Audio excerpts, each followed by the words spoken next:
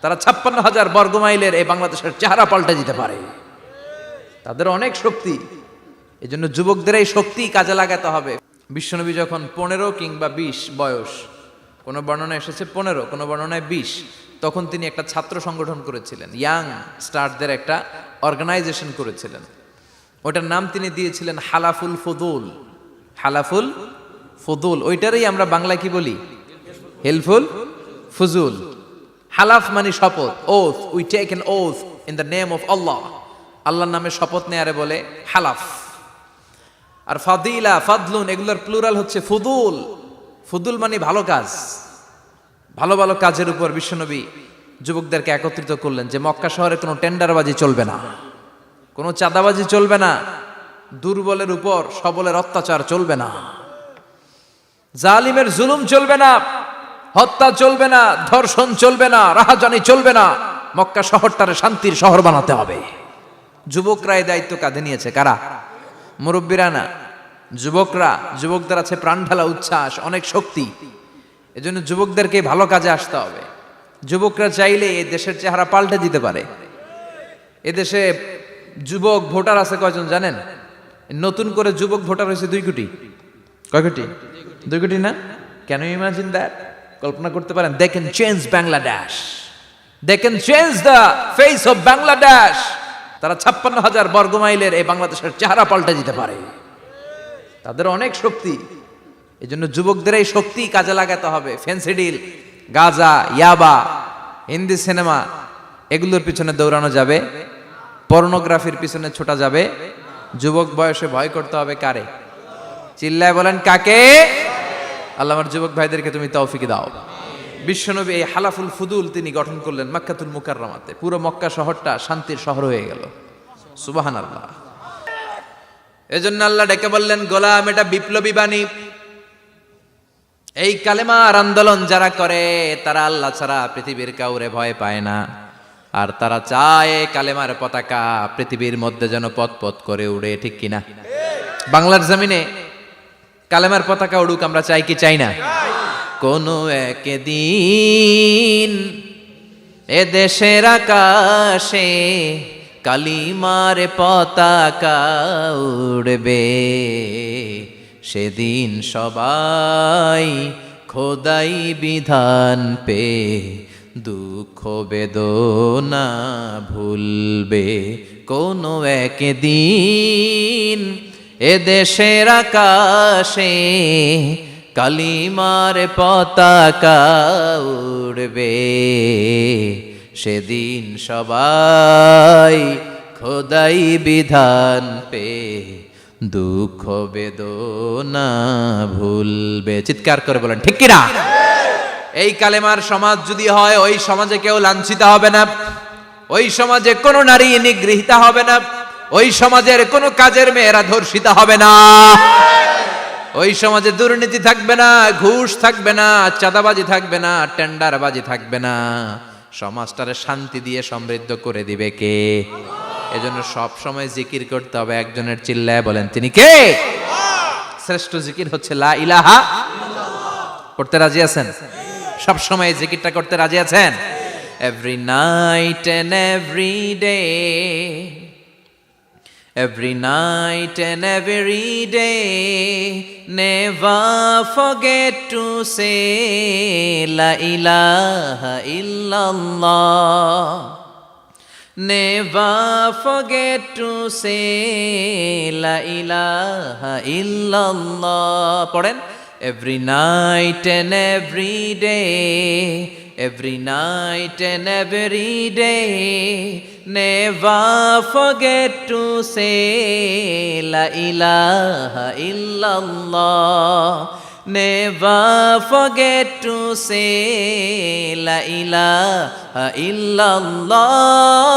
Never forget to say la ilaha illallah. When you're walking down the street, use your time and repeat and say in every heartbeat la ilaha illallah. When you're walking down the street, Use your time and repeat and say in every heartbeat, La ilaha illallah. Every night and every day, every night and every day, never forget to say La ilaha illallah. চিল্লায় বলেন ঠিক কিনা? দিনে রাতে যে কোনো মুহূর্তে আমাদের জিহ্বার মধ্যে থাকবে কি? কথা বলেন, জিহ্বায় থাকবে কি? এজন্য বিশ্বনবী বললেন, আফদালুয যিকরি লা ইলাহা ইল্লাল্লাহ। আল্লাহর কাছে সবচাইতে প্রিয় জিকির হলো লা ইলাহা ইল্লাল্লাহ। আবার বিশ্বনবী বললেন, আহাব্বুল কালামে ইলাল্লাহি আরবাআ। আল্লাহর কাছে সবচাইতে প্রিয় কথা হলো চারটা। কয়টা? সুবহানাল্লাহ, আলহামদুলিল্লাহ, লা ইলাহা ইল্লাল্লাহ। সুবহানাল্লাহ,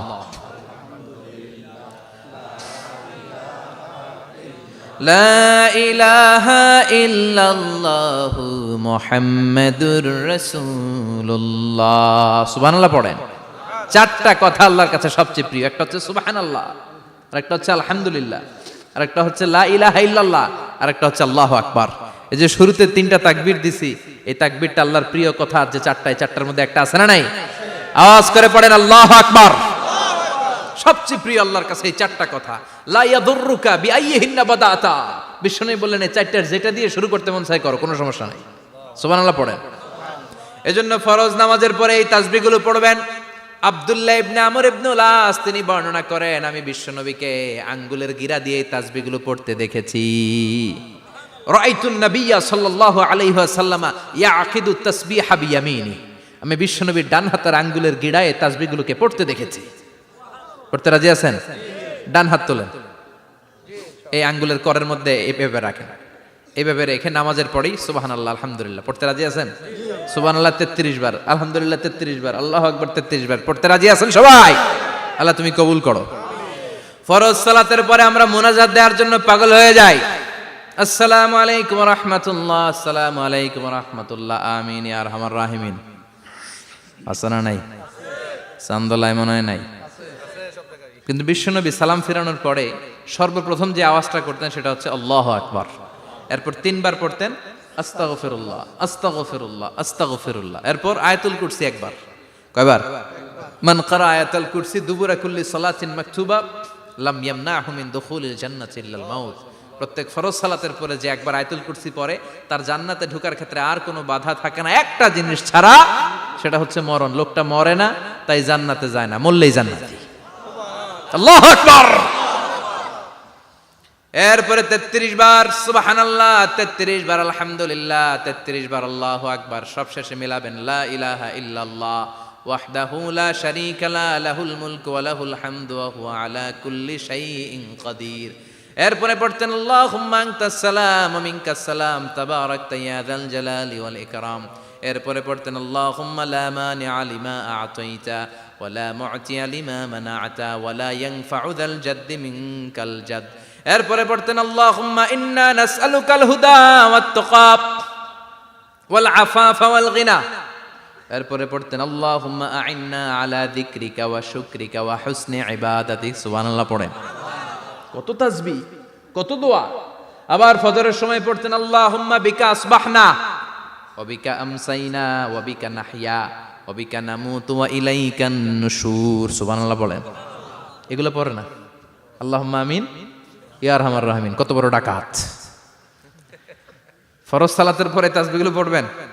কথা বলেন, পড়তে রাজি আছেন সবাই? আর তাসবিহ শেষ হলে দোয়া করেন, সমস্যা নাই। দোয়া করতে হবে কার কাছে? বিশ্বনবী বললেন না, দোয়া মুখুল ইবাদা। দোয়া হলো ইবাদতের নির্যাস। যার দোয়া নাই ওর কিচ্ছু নাই। দোয়া করেন নাই তো নামাজে কাজ হবে না, দোয়া করেন নাই রোজায় কাজ হবে না। কথা কন। আর দোয়া মুখুল ইবাদা, দোয়া হচ্ছে ইবাদতের নির্যাস। আবার তিরমিজির বর্ণনায় বললেন আর দোয়া হুয়াল ইবাদা, দোয়াটাই নাকি ইবাদত। দোয়াটা ইটসেলফ, এইটাই ইবাদত। নামাজ যেমনি ইবাদত, রোজা যেমনি ইবাদত, হাত তুলে যে দোয়া করলেন এইটাও ইবাদত। সুবহানাল্লাহ পড়েন। এটা মুমিনের উইপন, সিলাহুল মুমিন। সাপ্লিকেশন, দোয়ার ইংরেজিতে বলে সাপ্লিকেশন। সাপ্লিকেশন is the weapon of believers. এটা বিশ্বাসীদের অস্ত্র। সবকিছুর কারামতি যেখানে শেষ, দোয়ার কারামতি ওইখানে। এরকম অনেক শুনবেন, ক্যান্সারে আক্রান্ত, দুরারোগ্য ব্যাধি, বাংলাদেশের চিকিৎসা শেষ, ইন্ডিয়া গেছে, কয় বাঁচবো 3 মাস। কয় মাস? এরপরে 7 বছর বাইসা ছিল। কেমনে বাঁচলো? কেমনে? দোয়া। দোয়ার পাওয়ার আছে না নাই? তবে দোয়াটা দোয়ার মতো হতে হবে। সিনসিয়ার দোয়া ইজ লাইক এ মিসাইল।